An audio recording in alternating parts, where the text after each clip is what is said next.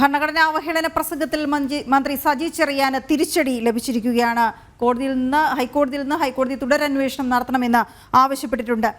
രേഷ്മ, ഈ കോടതി ഉത്തരവിലെ ഓരോ ഭാഗങ്ങളിലേക്കും പോയാൽ വളരെ പ്രധാനപ്പെട്ട ഒരു കാര്യം ഈ പോലീസ് റിപ്പോർട്ട് തള്ളിക്കളഞ്ഞു എന്നുള്ളതാണ്. ഈ പോലീസ് റിപ്പോർട്ട് അംഗീകരിക്കരുത് എന്ന് തന്നെയായിരുന്നു അഭിഭാഷകനായ ഹർജിക്കാരൻ ആവശ്യപ്പെട്ടിരുന്നതും. അത് ഭരണതലത്തിലെ സ്വാധീനം മൂലം അവസാനിപ്പിക്കപ്പെട്ട ഒരു അന്വേഷണമാണ് എന്നുകൂടി പറഞ്ഞത് കൃത്യമായി കോടതി മനസ്സിലാക്കിയിരിക്കുന്നു. അതിൽ ഈ കേസ് ഡയറിയും പ്രസംഗത്തിൻ്റെ വിശദമായ രൂപവും സിംഗിൾ ബെഞ്ച് പരിശോധിച്ചിരുന്നു എന്നുകൂടിയാണ് മനസ്സിലാക്കുന്നത്. അതിനുശേഷം വന്ന വിധിയിൽ ഈ തുടരന്വേഷണം വന്നാൽ പോലും കൃത്യമായി കോടതി ഇപ്പോൾ ഇത് കണ്ടെത്തിയിരിക്കുന്നു. പ്രഥമ ദൃഷ്ട്യാ തന്നെ അവഹേളനമുണ്ട് എന്ന്. അവയുടെ പ്രഥമ ദൃഷ്ട്യാ തന്നെ ഈ ഭരണഘടന അവഹേളിച്ചുകൊണ്ടുള്ളതാണ് മന്ത്രി സജി ചെറിയാൻ നടത്തിയ പ്രസംഗം എന്നുള്ളത് ആദ്യഘട്ടത്തിൽ തന്നെ ഹൈക്കോടതി അത്തരമൊരു നിഗമനത്തിലേക്ക് എത്തിയിരുന്നു. വിധി പറഞ്ഞ വേളയിലും ഹൈക്കോടതി അത്തരത്തിലുള്ള കാര്യങ്ങൾ തന്നെയാണ് ആദ്യഘട്ടത്തിൽ തന്നെ പറഞ്ഞിട്ടുള്ളത്. അതായത് മന്ത്രിയുടെ പരാമർശങ്ങൾ, പ്രത്യേകിച്ച് കുന്തവും കുടഞ്ചക്രവും പോലെയുള്ള നാട്ടുഭാഷ ഉപയോഗിച്ചിട്ടുള്ള ആ പരാമർശങ്ങൾ, അത് ഭരണഘടനയോട് കാട്ടുന്ന അനാദരവ് തന്നെയാണ്. അത് പ്രത്യേകിച്ച് ഒരു മന്ത്രിസ്ഥാനത്തിരിക്കുന്ന വ്യക്തി തന്നെ ഈ അനാദരവോട് കൂടിയുള്ള വാക്കുകൾ പ്രയോഗിക്കുമ്പോൾ അത് പൊതുജനങ്ങൾക്ക് നൽകുന്ന സന്ദേശം അത് തെറ്റാണെന്ന് കൂടി ഹൈക്കോടതി ഈ വിധി പറഞ്ഞ സമയത്ത് ആദ്യം തന്നെ പറയുകയും ചെയ്തിട്ടുണ്ട്. അതോടൊപ്പം തന്നെയാണ് ഈ തുടരന്വേഷണം വേണ്ട എന്നുള്ള നിലപാടെടുത്ത റഫർ റിപ്പോർട്ട് അത് ഹൈക്കോടതി തള്ളിക്കളഞ്ഞിട്ടുള്ളത്. പ്രത്യേകിച്ച് പോലീസ് നൽകിയ റഫർ റിപ്പോർട്ടിലുള്ളത് ഭരണഘടനയെ അവഹേളിക്കണം എന്നുള്ള ഉദ്ദേശം മന്ത്രിക്ക് ഇല്ലായിരുന്നു എന്നുള്ളതാണ്. ആ റഫർ റിപ്പോർട്ട് പിന്നീട് മജിസ്ട്രേറ്റ് കോടതി അംഗീകരിക്കുകയും ചെയ്തു.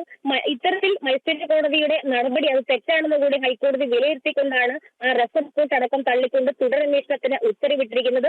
മന്ത്രിസ്ഥാനത്തിരിക്കുന്ന വ്യക്തിയായതുകൊണ്ട് തന്നെ ഉന്നത പോലീസ് ഉദ്യോഗസ്ഥൻ, അതായത് സംസ്ഥാന ക്രൈംബ്രാഞ്ചിനെ തന്നെ ഉന്നത പോലീസ് ഉദ്യോഗസ്ഥൻ ഈ അന്വേഷണത്തിന് നേതൃത്വം കൊടുക്കണമെന്നുള്ളതാണ് ജസ്റ്റിസ് ബെച്ചി കുര്യൻ തോമസ് നൽകിയിട്ടുള്ള നിർദ്ദേശം. എന്തായാലും ഈ പോലീസ് നൽകിയിട്ടുള്ള സജി ചെറിയാന് അനുകൂലമായിട്ടുള്ള റിപ്പോർട്ട് അടക്കം അത് രാഷ്ട്രീയ മേൽക്കോയ്മയുടെ ഭാഗമാണ് എന്ന വിലയിരുത്തൽ തന്നെയാണ് ഇക്കാര്യത്തിൽ ഉണ്ടായിരിക്കുന്നത്. ഈ 2022 ഒരു സമ്മേളനത്തിൽ വെച്ച് മന്ത്രി സജി ചെറിയാൻ ഇത്തരത്തിൽ ഭരണഘടനയെ അവഹേളിച്ചുകൊണ്ട് പ്രസംഗം നടത്തുന്നത്. മതേതരത്വം ജനാധിപത്യം എന്ന് പറയുന്ന ഭരണഘടനയിൽ മതേതരത്വം ജനാധിപത്യം എന്നൊക്കെ പറയുന്നത് കുന്തവും കുടച്ചക്രവും പോലെയാണ് എന്നുള്ളതായിരുന്നു മന്ത്രി സജി ചെറിയാന്റെ പ്രസംഗം. ഒപ്പം തന്നെ ഇന്ത്യൻ ഭരണഘടന എന്ന് പറയുന്നത് ജനങ്ങളെ കൊള്ളയടിക്കുന്ന ഒന്നാണ് തുടങ്ങിയ വാക്കുകളും മന്ത്രി അന്ന് ആ പ്രസംഗത്തിൽ പ്രയോഗിക്കുകയും ചെയ്തിരുന്നു. അതിനുശേഷം അത് വലിയ രീതിയിൽ വ്യാപകമായിട്ട് പ്രതിഷേധത്തിന് കാരണമാകെ പിന്നീട് അതിലൊരു പ്രൈവറ്റ് കംപ്ലൈന്റ് വന്നുകൊണ്ടായിരുന്നു മജിസ്ട്രേറ്റിന് മുന്നിൽ ഇത്തരത്തിലുള്ള ഒരു റഫർ റിപ്പോർട്ട് പോലീസ് നൽകാനായിട്ടുള്ള ഒരു കാരണം. പക്ഷേ ആ റഫർ റിപ്പോർട്ടിൽ മന്ത്രിയെ അനുകൂലിച്ചുകൊണ്ട്, അതായത് വീണ്ടും ഒരു അന്വേഷണത്തിന് സാധ്യത തള്ളിക്കളയുന്ന രീതിയിലുള്ള ഒരു റഫർ റിപ്പോർട്ടായിരുന്നു പോലീസ് ഈ മജിസ്ട്രേറ്റ് കോടതിയിൽ മുന്നോട്ട് വെച്ചത്. ഫോറൻസിക് പരിശോധന, അതായത് ഈ വീഡിയോ ക്ലിപ്പിന്റെ ഫോറൻസിക് പരിശോധന പൂർത്തിയാക്കിക്കൊണ്ട് അതിന്റെ നിഗമനം കൂടി ഉൾപ്പെടുത്തിക്കൊണ്ടാകണം സാധാരണ രീതിയിൽ പോലീസ് റഫർ റിപ്പോർട്ട് ഫയൽ ചെയ്യേണ്ടത്. പക്ഷെ അത്തരം നടപടിക്രമങ്ങൾ ഒന്നും തന്നെ ഈ മല്ലപ്പള്ളി പ്രസംഗത്തിൽ മന്ത്രി സജി ചെറിയാനെതിരെ കൈക്കൊള്ളാനായിട്ട് പോലീസ് തയ്യാറായില്ല. നടപടിക്രമങ്ങൾ തെറ്റായിട്ട്, അതായത് നടപടിക്രമങ്ങൾ കൃത്യമായിട്ട് പാലിക്കാതെ കൃത്യമായിട്ട് അന്ന് ആ പ്രസംഗം കേട്ടിരുന്ന വ്യക്തികളെയോ അല്ലെങ്കിൽ മാധ്യമപ്രവർത്തകരെ അടക്കം അവരുടെ മൊഴികൾ രേഖപ്പെടുത്താതെ സാക്ഷിമൊഴികൾ അംഗീകരിക്കാതെ ഒക്കെ തന്നെയായിരുന്നു പോലീസ് മന്ത്രിക്ക് അനുകൂലമായിട്ട് റഫർ റിപ്പോർട്ട് മജിസ്ട്രേറ്റ് കോടതിയിൽ ഫയൽ ചെയ്തത്.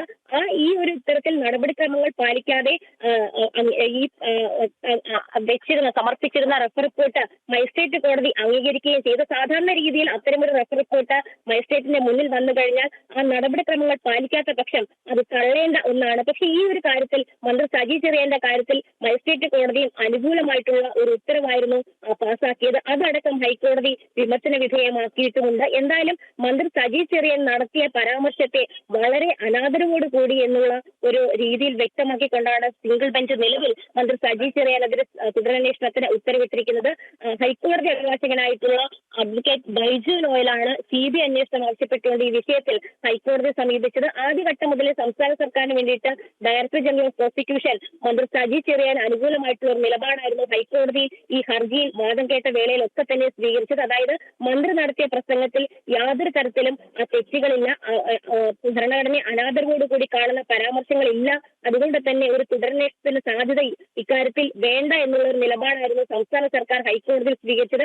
അതോടൊപ്പം തന്നെ ഈ ഒരു ഹർജി, അതായത് CBI അന്വേഷണം ആവശ്യപ്പെട്ടുകൊണ്ടുള്ള ഹർജി അത് നിലനിൽക്കുന്നതല്ല എന്നുള്ളൊരു നിലപാടും സംസ്ഥാന സർക്കാർ ഹൈക്കോടതിയിൽ സ്വീകരിച്ചിരുന്നു. അതൊക്കെ തന്നെ ഹൈക്കോടതി അപ്പാടെ തള്ളിയിരിക്കുകയാണ്. ആദ്യഘട്ടം മുതൽ തന്നെ ഈ കേസ് ഡയറി അടക്കം ഹൈക്കോടതി പരിശോധിച്ചിരുന്നു. അതോടൊപ്പം തന്നെ 2022 ഇരുപത്തിരണ്ടിൽ സജി ചെറിയാൻ നടത്തിയ പ്രസംഗത്തിന്റെ വീഡിയോ ക്ലിപ്പ് ഹർജിക്കാരൻ ഹാജരാക്കിയിരുന്നു. അതും ഹൈക്കോടതി പരിശോധിച്ചുകൊണ്ടാണ് ഈ ബഹുമാനക്കുറവുള്ള വാക്കുകൾ തന്നെയാണ്, അല്ലെങ്കിൽ ഭരണഘടനയെ അനാദരവോടുകൂടി കാണുന്ന തരത്തിലുള്ള വാക്കുകളാണ് മന്ത്രി സജി ചെറിയാൻ പ്രയോഗിച്ചിരിക്കുന്നത്. അത് ബഹുമാനക്കുറവായിട്ട് തന്നെ കാണണമെന്നും ഹൈക്കോടതി അന്ന് ഈ വാദം കേട്ട വേളയിൽ വിലയിരുത്തുകയും ചെയ്തിരുന്നു. എന്നാലും വിശദമായിട്ടുള്ള ഒരു വിധി ആണ് നിലവിൽ ഹൈക്കോടതി ഈ വിഷയത്തിൽ പുറപ്പെടുവിച്ചിട്ടുള്ളത്.